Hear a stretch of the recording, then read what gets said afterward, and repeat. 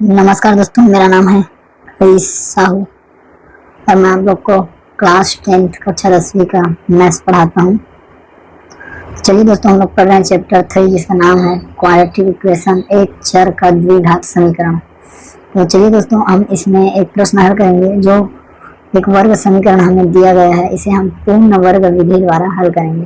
पूर्ण वर्ग विधि क्या होता है? तो इसमें हम इसे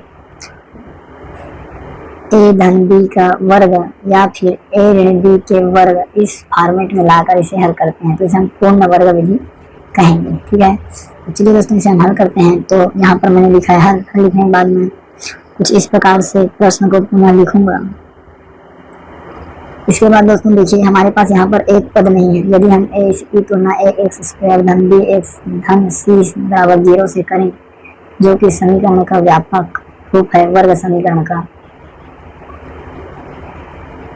इससे करेंगे तो हमें c का मान नहीं मिल रहा है। ठीक है, c का मान हमें पता नहीं है, तो यहाँ पर हम मानेंगे कि x² धन 6x। ठीक है, अब c का मान यहाँ कुछ नहीं है तो 0 है।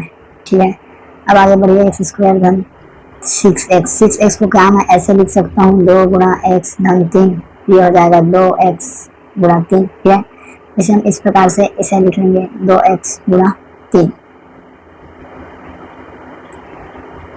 उसके बाद दोस्तों शून्य, तो इसे हम लिख देंगे इस प्रकार से। ठीक है, और ये शून्य पहले से है। अब हम क्या करेंगे, दोनों पक्षों में, यहाँ हमें पता चलता है चूंकि 2x का गुणांक क्या है, 3 है, 3 है, अतः 3 के वर्ग को दोनों पक्षों में जोड़ने पर, ठीक है, जब 3 के वर्ग को हम दोनों पक्ष में जोड़ेंगे तो इस प्रकार से लिखाएगा x का वर्ग फिर 2x धन 2x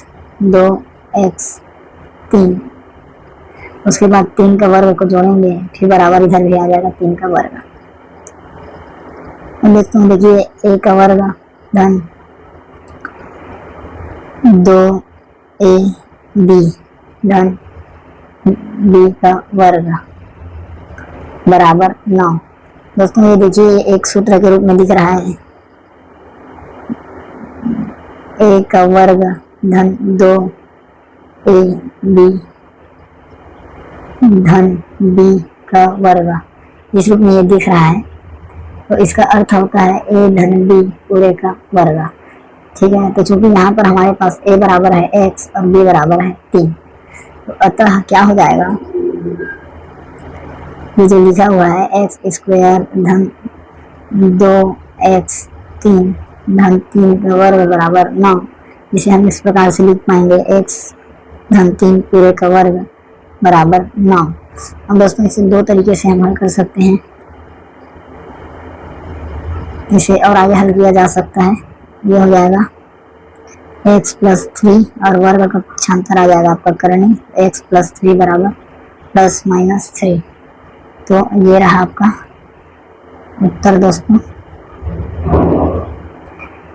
अब इसे आगे आप हल करेंगे तो दो तरीके से हल कर सकते हैं, +3 लेने पर और -3 लेने पर।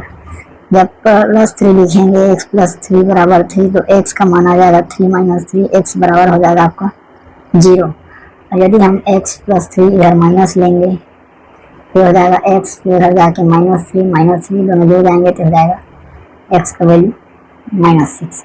तो दोस्तों इस प्रकार से हम जो इस रूप में हमें समीकरण दिया गया है, देखिए ये वाले रूप में जो हमें समीकरण दिया गया है, उसे हम इस छोटे समीकरण के रूप में लाकर हल किया आसानी से। ठीक है, तो इसी को बोला गया है कि आपको वर्ग समीकरण दिया गया है, इसे पूर्ण वर्ग विधि से हल करना है। ठीक है, तो दोस्तों पूर्ण वर्ग विधि से यह इसी प्रकार से हल होगा। ठीक है दोस्तों, वीडियो को देखने के लिए आपका बहुत बहुत धन्यवाद। सब्सक्राइब जरूर कीजिएगा दोस्तों चैनल को, और जरूरतमंद तक शेयर जरूर कीजिएगा। ठीक है दोस्तों, जय हिंद, वंदे मातरम।